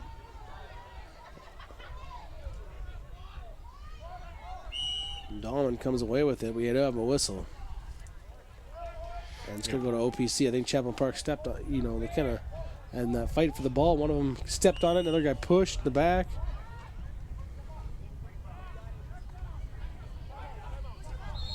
Nice grab there on that pass as OPC takes a timeout. A good timeout call to settle him down. Pretty good defense that time, and possession-wise, Champlin Park was doing well, but OPC kind of put the clamps down and took the ball away from them. I think that's the second time in this quarter they've done that. And when Champlin gets rolling on that possession, it's tough to take it away from them. We've talked about it at the beginning of the game too, Joe. We talked about the defense here for OPC, and it's kind of shown itself. I've kind of liked the way Comstock's played in net for OPC. He let a few soft ones in early, but I think he's tightened up quite a bit. I think he's made some good saves for them. I think he's got a lot to be confident about in this game. And Champlin Park coming back after a bad second quarter, I think, showed themselves to be the team they are and just decided to put this team away, which they did very effectively.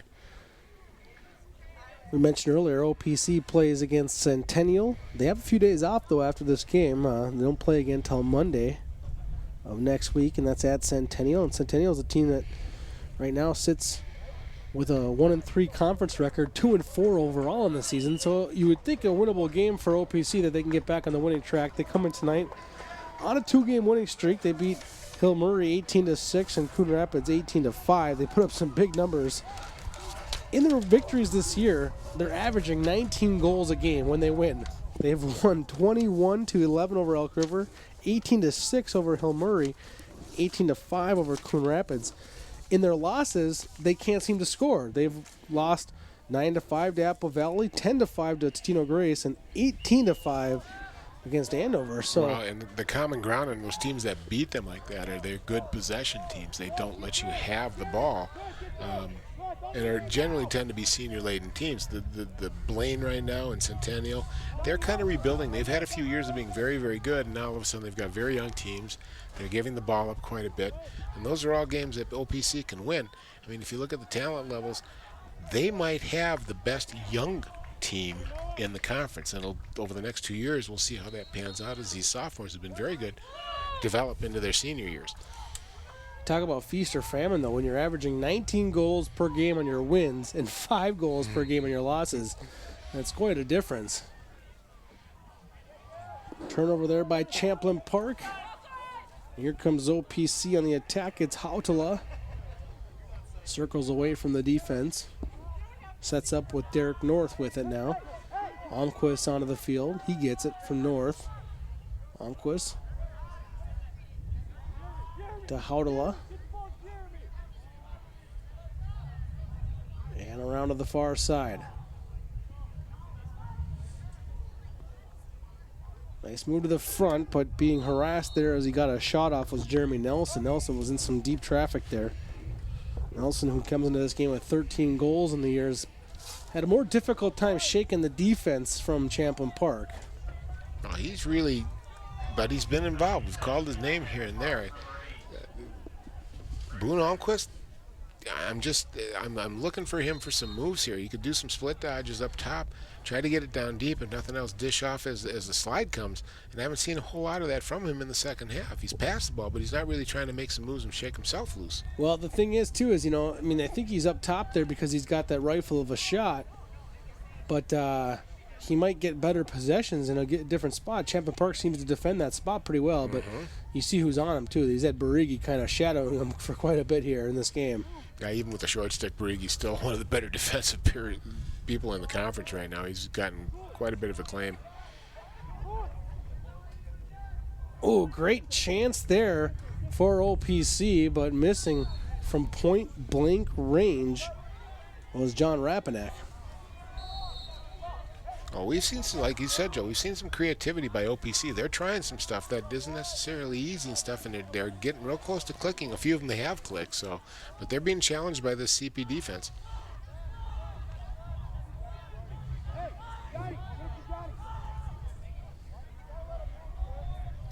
Here comes Almquist. There we go. Gets a little bit of space, throws it to the middle, and a great-looking goal there on a backdoor feed as OPC puts one on the board. And Fleming, watch the nice move. Here's Almquist right there. That's how he plays. Got a nice turn dodge there. Got back to it. Saw Fleming coming through the back door. Hit him, and they put it away. But what a nice play by both players there. Funny, Almquist wasn't guarded by Barigi there, and he found some space. And he went for it. Yeah, he saw what was in front of him and went for it. Fleming, really impressive, though, how he catches those passes in traffic. I tell you what, he's a pretty good athlete down there. His 4th goal of the night now. Almquist gets an assist on that. And Almquist came into this game 21 goals, 19 assists. Now here comes Barigi. Kind of a no-look pass there, was looking for Bundy. Yes, a little bit of the defensive rust rubbing off on him in an offensive situation.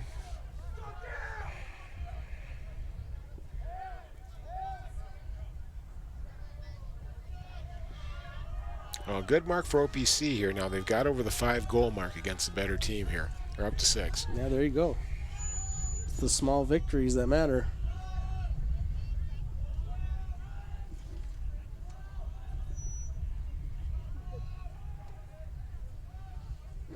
Champlin Park really can use some time here. Under 3.5 minutes to go. Not really too many possessions left in this game if they're able to take control of the ball.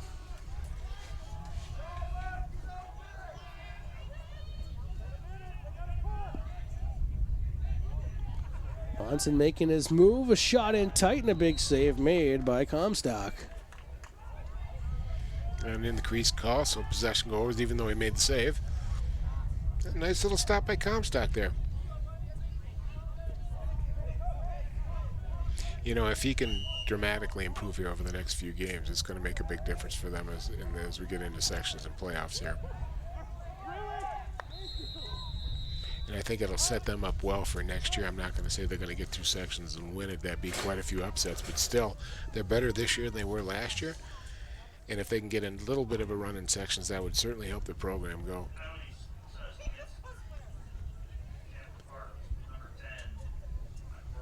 Burrell, as the penalties begin to add up for him a little bit in this game, he's sat down a couple times, well, 3 or 4 times now. Got a little mean in him, by gosh, I'll tell you. OPC now, under 3 to go.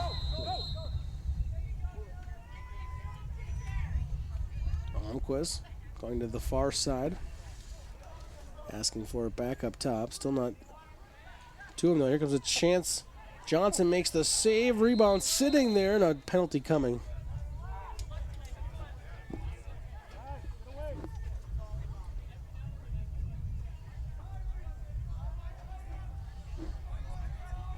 This one's going to be on Grobner.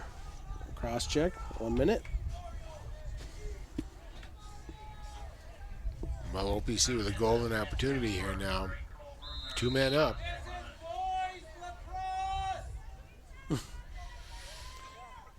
This is boys lacrosse on 12 Sports. We planted him in the stands for it so he could advertise. Boys lacrosse. Okay, Champlin goalie, nice save there. Johnson's had a number of nice saves. He's done pretty good.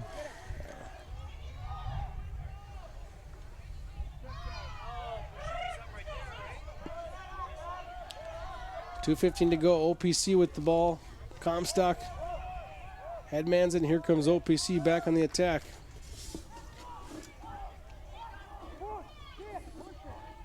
You know, maybe it's me, but OPC's had a lot of possession in this half. Yeah. But at Champlin Park's to really Johnson with another save. Yeah.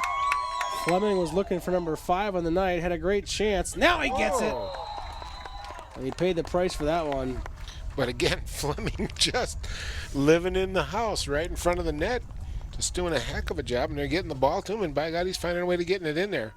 I think OPC found a little something here, but it might be too little too late. Boy, they've really done a good job here in this 4th quarter. And I think they've gotten the last 3 straight goals. Something about going left or right in this game. Every team has had more success on that side of the field. And it's not a win thing because the wind's going the opposite way. Just for whatever reason. If you look at the second quarter that OPC had, even though they lost 3-2 in the quarter, they still played better going this way. Here they go again. Shot. Johnson makes another save really close. That was a beauty. Rappanek gets robbed.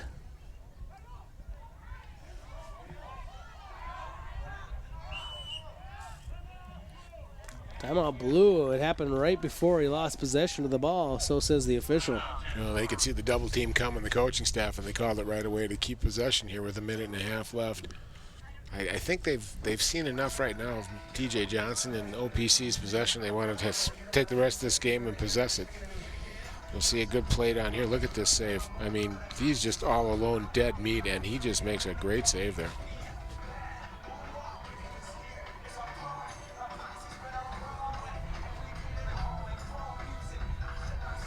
Well, it's been an interesting second half for OPC. They got a little bit too big a hole to start the game out here at halftime. But they fought back very nicely. They could have really given up, and they fought back and made it respectable. That's a good sign for them. OPC ending this game here on a good note. Still down 6 goals, but got to be pleased with the way they played this fourth quarter. Let me urge you, fans out there of high school sports and of your local athletes, make sure you like 12 Sports on Facebook. I did the same recently.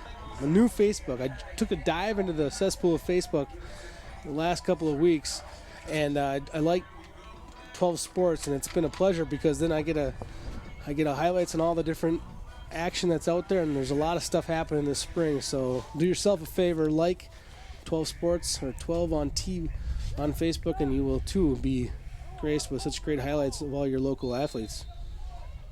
That's a personal plug. I wasn't even told to say that. I just have, that was from the heart. That's right, as I told in my ear. Well, folks, it's a unique situation here. We have a fine station that lets you get a chance to see all these fine athletes we have at our schools, these young men and women who play in sports and putting a little pride in our community. I mean, think of the Park Center girls basketball team winning state. A lot of pride up here in Brooklyn Park because of that happening, and it's been fun. And Channel 12 brought you all the way through that. Yeah, and this year's, I mean, weather permitting, it's a busy time of the year. There's all kinds of action going on, softball, baseball, the various lacrosse teams now, and then you get all the highlights of the different sports too, like tennis and golf. Definitely check it out. I know lacrosse, you're going to be back in action again next week with 3 games next week of lacrosse, so lacrosse fans have to look out too as well. We're getting down to crunch time now. We're starting to find out who the contenders are and who the pretenders are. And you're seeing one of the contenders tonight, boy. I'll tell you, this Champlin Park team, they've got a real shot at making a play here. They played very well with the exception of one quarter. It's going to be scary when they put all 4 quarters together. Right now, just with a lot of possession, Bundy with it. And Dahlman says, why not? I will fire a shot. And he puts one in. Dahlman, I think, with a hat trick here tonight now as well. Dahlman and Turgeon and Bundy all really doing an awesome job down low. They kind of a dangerous little triangle down there near the net. They are a scary group, boy. I'll tell you, they can put the puck, or there I went again, put the ball in the net, and they move the ball so well, and they know where each other's are, and they give themselves enough room to really wind up. They back out a little bit, and then really, really bring it.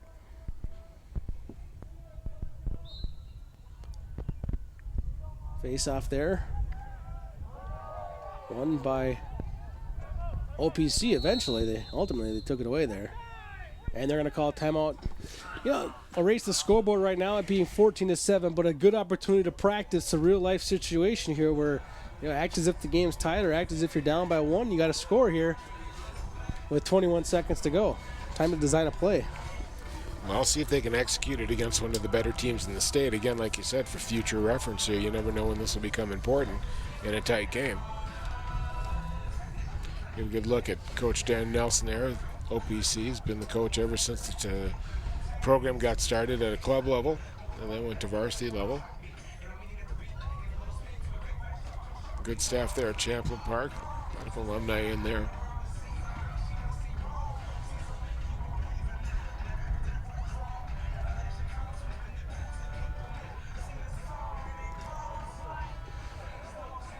And 21 seconds to go. We'll see if OPC can get another one in here. They've clicked pretty good on offense here in this period. Let's see if they can end the game on a good note here. Put another ball in the net.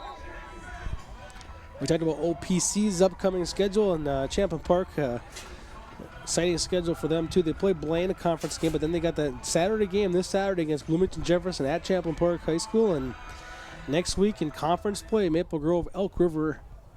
And then the following week, they finish up their season with Coon Rapids, Andover, and Wayzata. Andover, Wayzata, Maple Grove, and Jefferson, all three teams with winning records left on their schedule. Folks, I'll tell you, if you get a chance to Saturday at Champlin Park, you get a chance to see two of the better teams, two top 10 teams in the state up at Champlin Park. If you like lacrosse, that'd be a really good game to go watch. Pass into the middle and a last-second goal. Nice little pass play right there into the heart of the defense. And burying that one was Jeremy Nelson. He eventually got on the scoreboard. They've kept him silent, at least in terms of goals tonight, but got that one in some traffic and buried it. Right in between three Champlin defenders here. And, you know, they've been good with these short, quick passes into that middle area and being able to put the ball where the defenders can't get to it and snapping off a shot.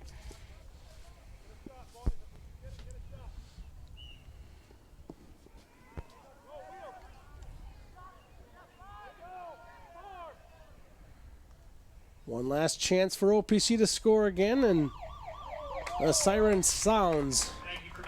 And this game has come to an end. A nice win here for Champlin Park. They win 14-8.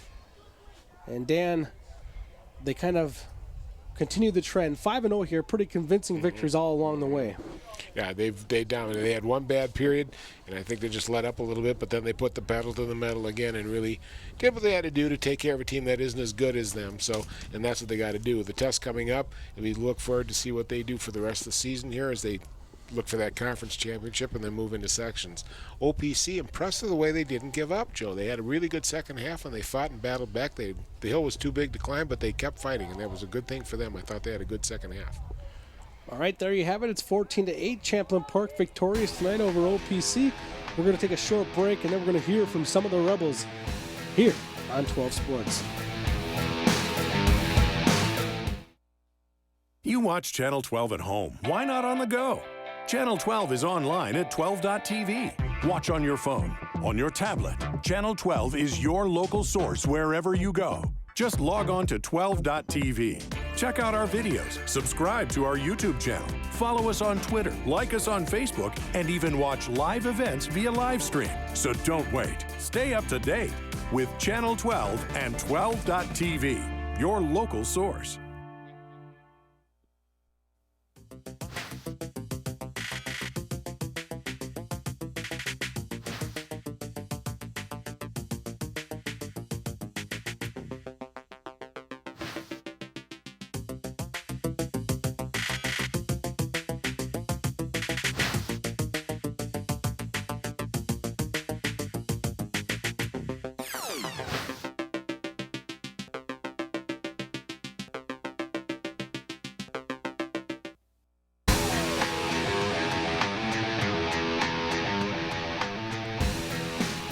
We're back here at Park Center High School with Champlin Park Rebels victorious.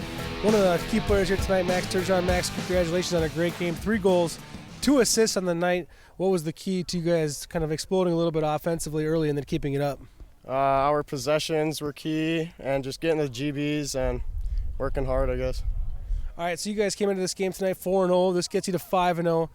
Is this the time of year where you're sitting there saying, whoa, an undefeated season, we can maybe pull this thing off?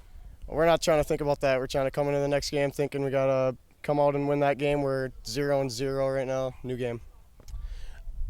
Looming on your schedule, you know, athletes like to take it one game at a time, but you do have some pretty exciting games coming up, including Bloomington Jefferson over the weekend. You have Maple Grove, some other big conference games, and a non-conference game against Wayzata. Any of those games kind of loom out there that you kind of are excited for? This next game coming up will be, I think, Blaine. That's a game I'm focused on. So, yeah, I'm really excited going into that game. We played them in the section final last year.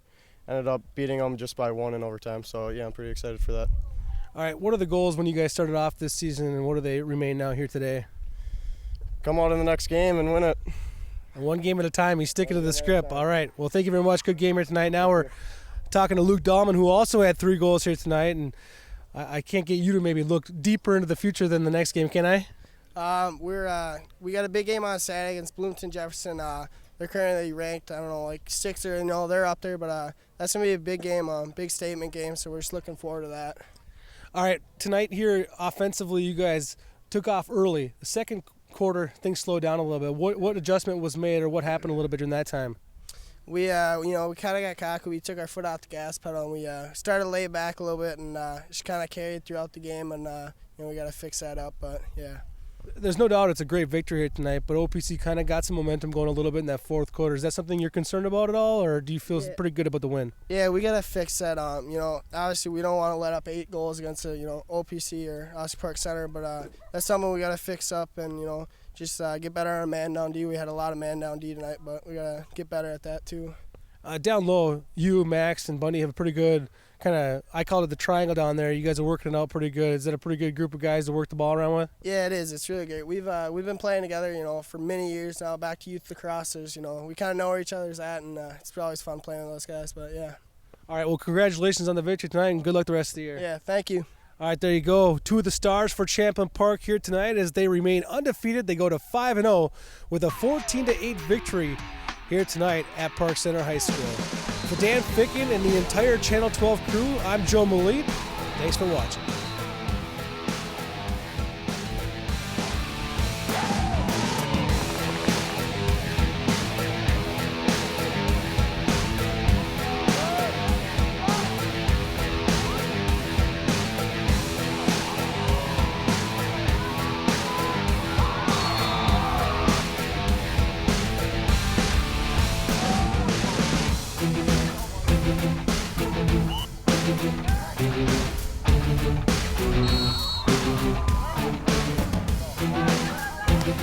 Oh,